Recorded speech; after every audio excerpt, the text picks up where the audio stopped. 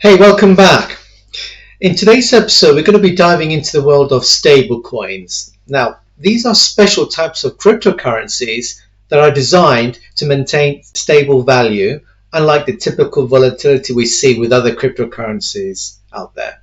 Now, let's explore what stablecoins are, how they work, and their significance in the crypto economy. So let's begin.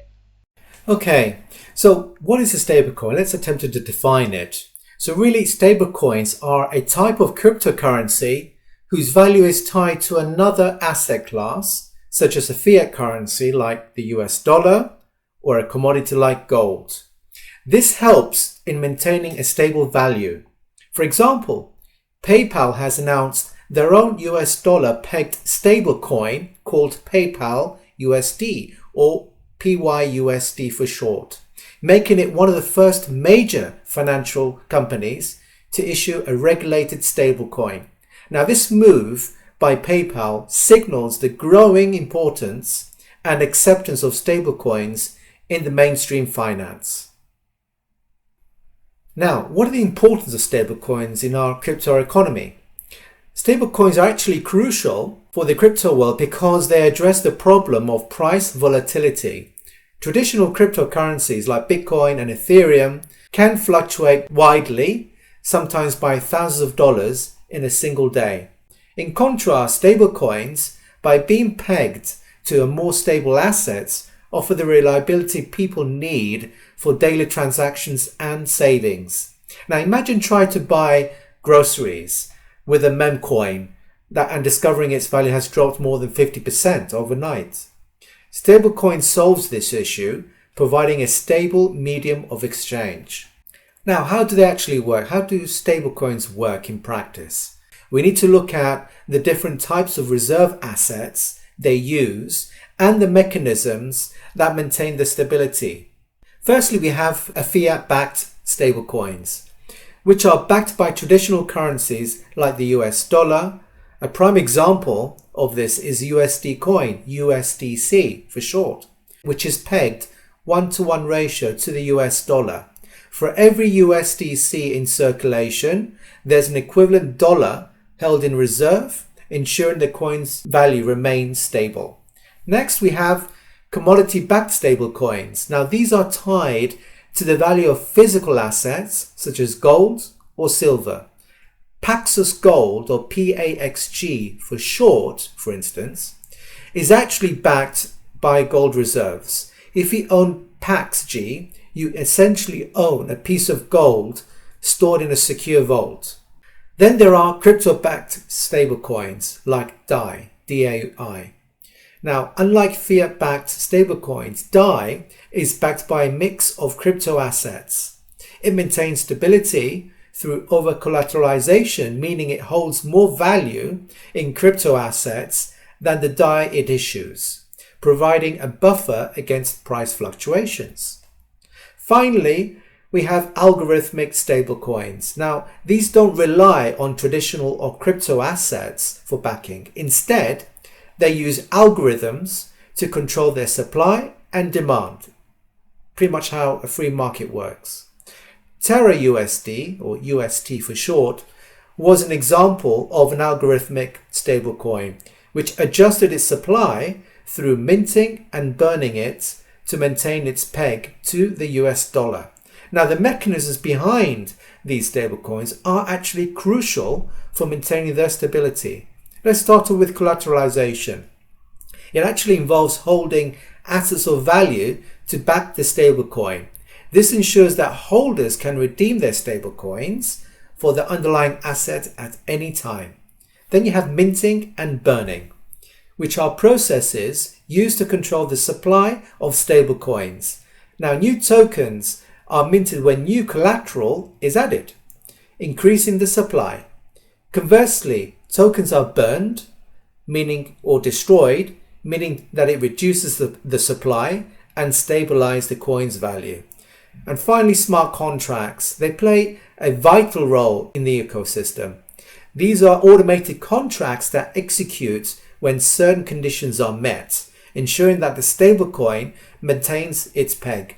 Now, take an example if the value of a crypto-backed stablecoin drops, smart contracts can trigger the minting of new collateral or the burning of excess tokens to restore stability. Now, in summary, stablecoins achieve their stability through a combination of reserve assets and mechanisms like collateralization, minting and burning, and smart contracts. Now, these processes work together to ensure that stablecoins remain a reliable and stable form of currency. Now, what are the popular stablecoins out there in circulation? Well, you've got them listed here. So some of the most popular stablecoins include Tether USDT, which is the oldest and most widely used stablecoin. It's often used for trading and transferring value across exchanges. USDC or USDC coin, another widely used stablecoin, is known for its transparency and regulatory compliance. Binance USD, BUSD, offers integration with the Binance trading platform. DAI is unique because it's backed by cryptocurrencies rather than fiat. And finally, TrueUSD, it actually emphasizes regulatory compliance and transparency, claiming full backing by US dollars. Now, each of these stablecoins has unique features, but they all aim to provide stability in the crypto market.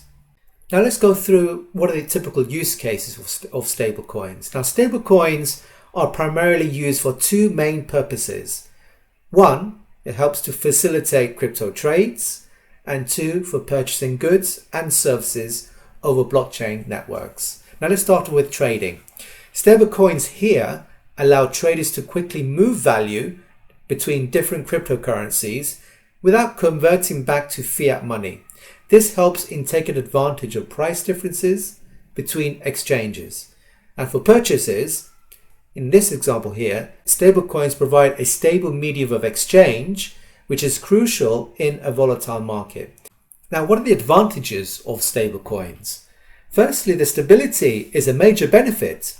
Unlike other cryptocurrencies, which can experience wild price swings, stablecoins maintain a steady value. Now, this makes them reliable for everyday transactions and more predictable for long-term investments. For example, if you want to save money in a cryptocurrency without worrying about losing value overnight, particularly in the immediate short term, then stablecoin could be a good option.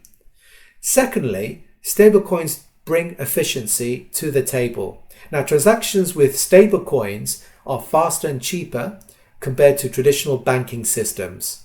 This is particularly beneficial for international transfers. Imagine sending money to a friend overseas through a traditional bank. It could take several days and incur high fees. With stablecoins, on the other hand, this process is almost instantaneous and far less costly. Another key advantage is transparency. Now here, many stablecoins use blockchain technology, which means every transaction is recorded on a public ledger. This transparency allows users to verify transactions and see the reserves backing their stablecoin, building trust in the system. Now, for instance, users can confirm that a stablecoin is truly backed by the assets it claims to hold. Accessibility is also a significant benefit of stablecoins. Anyone with internet connection can access and use stablecoins, which opens up financial services to people who are unbanked or underbanked. This is particularly impactful in developing regions of the world where traditional banking services may be limited. And lastly, stablecoins play a crucial role in the decentralized finance, in other words, DeFi ecosystem. They enable a range of financial activities like lending, borrowing, and earning interest without needing traditional banks. For example, platforms like Aave and Compound use stablecoins to offer these services, making finance more inclusive and innovative. Now, overall, the advantages that we've laid out here of stablecoins is in providing stability, efficiency, transparency, accessibility, and integration with DeFi, make them a powerful tool in the evolving financial landscape. Now, with advantages, there are drawbacks. One significant concern is counterparty risk. This risk arises from the dependence on the entity holding the reserves. Essentially, you have to trust that organization back in the stablecoin generally holds the collateral they claim. Now, for instance, there have been frequent questions and scrutiny regarding Tether, USDT, and whether it truly has sufficient reserves to back its tokens. Another major issue is regulation. Now, stablecoins are not recognized as legal tender by governments. This means that despite being pegged to a fiat currency like the US dollar, they are not considered legitimate forms of payment in most countries. Now, this lack of legal recognition and protection can lead to challenges in adoption and acceptance, both by consumers and businesses. And lastly, complexity of some stablecoins can pose significant risks. Certain stablecoins use intricate mechanisms to maintain their peg. A prime example of this is Terra USD, which used an algorithmic formula involving another cryptocurrency, Terra Luna, to maintain its value. While this approach worked for a time, it ultimately failed spectacularly in May 2022, leading to a crash where UST value plummeted to less than $1 penny. Now, these drawbacks highlight the importance of understanding the risks and complexities associated with stablecoins before relying on them for transactions or indeed investments. Now, while they offer a stable alternative within the volatile crypto market, they are not without their challenges. Now, stablecoins play a vital role in bridging the gap between traditional finance and the crypto world by offering stability.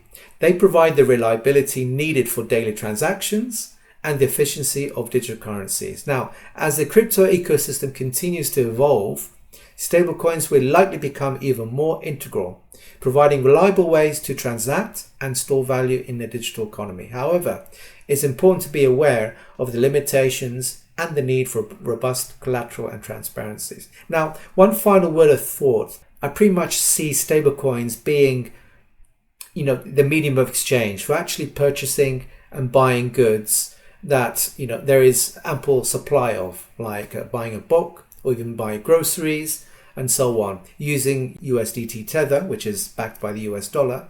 I pretty much envision stablecoins for that. But for a store of value, when you want to generate, or you have a financial goal to generate intergenerational wealth, then for me stablecoins are not the right choice. I would rather use Bitcoin for that. And it's something that you have to hold on to, in other words, hodl, for several years. In my case, I have the ambition to hold it for at least 10 years because I'm fairly confident that it's going to appreciate in value significantly in the long term. So that's how I see the split between stablecoins for day-to-day transaction use as a medium of exchange, where for Bitcoin, I use it as a store of value for generating that intergenerational wealth in the long term. So hopefully, if you found this video useful, please do hit the like button. And if you haven't done so already, please subscribe to this channel, as I regularly post some interesting videos that could be of interest to you investors out there. So until next time.